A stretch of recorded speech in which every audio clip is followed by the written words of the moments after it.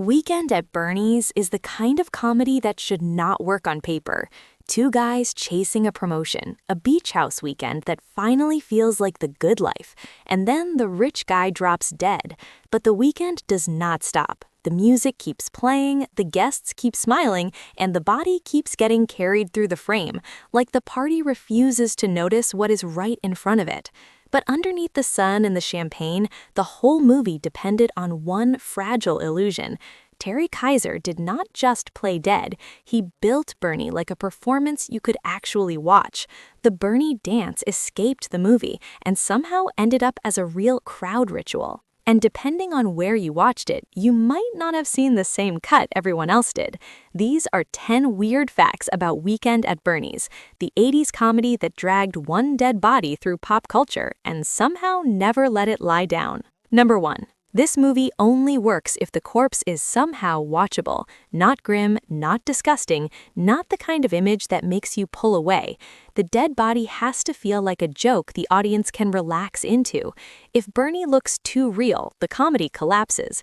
If he looks too fake, the premise turns into a cartoon. Kiser refused to play Bernie like a prop. Even before the body starts getting dragged around, Bernie has to read as a specific kind of guy, slick and corrupt, the type who would die with a secret and a grin. Once filming started, Kiser saw the danger in early footage. He was dead in the wrong way, not comedy dead, just dead.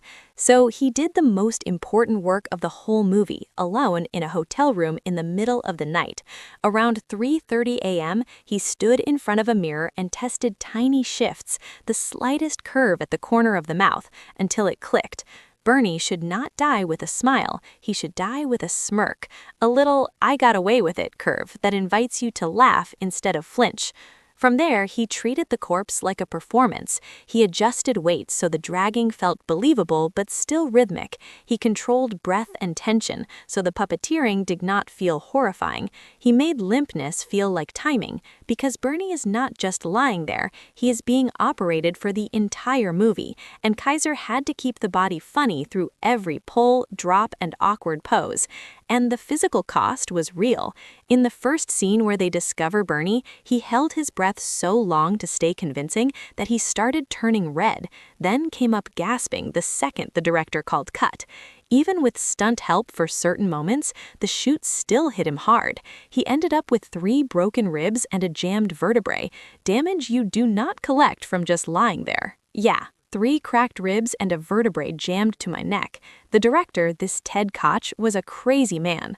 So the trick is not that they dragged a corpse through a weekend, it's that the corpse was designed, shaped, and punished into a punchline, and Kiser never blinked. Number 2. After Kiser solved the corpse, the movie solved the rest the only way it could. It stopped behaving like a normal set. It turned into an anything-goes lab, where the funniest idea wins, even if it makes 0 sense. Andrew McCarthy has described the shoot as pure anything goes, the kind of environment where the script was real but the moment was king. If someone threw out a wild idea and the room lit up, they didn't politely move on, they tried to make it work. That's why the comedy keeps escalating through disrespect. It's not just that the guys are dragging a corpse around, it's that every new situation dares them to treat Bernie worse, then worse again. Because the rule on this movie was simple: the more ridiculous the abuse, the bigger the laugh, as long as the tone stayed playful instead of cruel. And one of the strangest little scenes in the whole film came from nothing dramatic at all: boredom. Between setups in North Carolina, McCarthy says he kept himself sane with board games. He had been playing Monopoly the night before, brought the board to set, and then pitched a question so stupid it was perfect. Why do we not have Bernie play Monopoly? That's the part that tells you everything about this production. In any normal movie, the answer would be because he's dead. On this set, the answer was, okay, show us. So they staged it. They filmed it. Kiser stayed locked into Bernie's dead rhythm while McCarthy played off it like it was the most normal weekend hangout in the world. And that was never in the script. I was playing Monopoly at during time making movies, so I just brought in the Monopoly set. Why don't I play Monopoly with Bernie and cheat him? They thought that was funny. Number 3. Weekend at Bernie's plays like a dare. A corpse gets dragged through a weekend at beach and nobody important seems to notice. But the people behind it did not treat that as random insanity. They treated it like a portrait of a world where status is so loud it drowns out reality. Screenwriter Robert Clay had seen the vibe long before the 1980s turned it into a lifestyle brand. Back in the 1960s, he worked as an advertising copywriter, close enough to executive culture to recognize the ritual. The boss invites the younger guys out to the beach house. You get a taste of the good life for a weekend, and the unspoken lesson is clear. This is how power looks.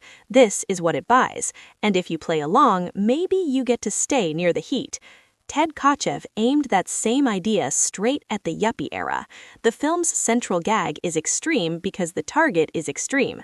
These guests do not miss Bernie because they're dumb. They miss him because they're consumed. They're networking, flirting, drinking, performing fun, protecting the image of the weekend like it's an investment. And that's the joke with teeth. If the music is still playing and the house still feels expensive, then in their minds, everything must be fine, even if the truth is slumped right in front of them. There's also a darker farce mechanism underneath the comedy, the kind that has shown up in other stories where people move a body around to keep consequences away.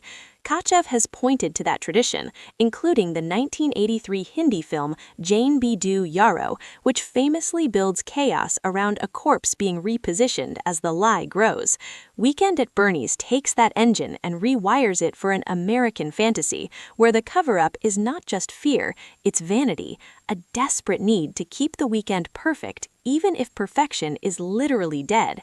In this world, the rich don't miss death by accident. They miss it because noticing it would break the spell. And the second the spell breaks, the weekend stops being funny. Number 4. After the script locked in that nasty little satire, the movie still had one huge problem to solve. Who are these two guys? Because the entire premise only works if the audience believes they're real employees, real office nobodies, the kind of people who would say yes to a weekend invite even when their instincts are screaming no. Early on, the film almost went in a totally different direction. The first casting idea circled the two Coreys, Corey Feldman and Corey Haim, riding that teen wave. On paper, it would have been another youthful duo comedy. In practice, it broke the logic. Teenagers pretending to be corporate workers at an insurance company makes the whole nightmare feel like dress-up instead of desperation. So the concept got aged up, and that version quietly died. Even after that pivot, the roles were still shifting under the surface. John Cryer was originally set to play Larry, then the pieces moved again and Andrew McCarthy came into the mix. But the real change wasn't just who got cast, it was what McCarthy chose to do once he had the script in his hands. He was first offered the steadier part, Richard, the guy who reacts in horror while everything spirals. McCarthy read it and didn't want to be the breaks, he wanted the mess. He pushed for Larry, the impulsive one, the guy whose panic turns into reckless momentum, because that's where the comedy actually accelerates. That one decision helped lock the movie's rhythm. Richard becomes the anxious anchor, Larry becomes the engine that keeps making the situation worse, and Bernie becomes the silent object they keep dragging between those two extremes.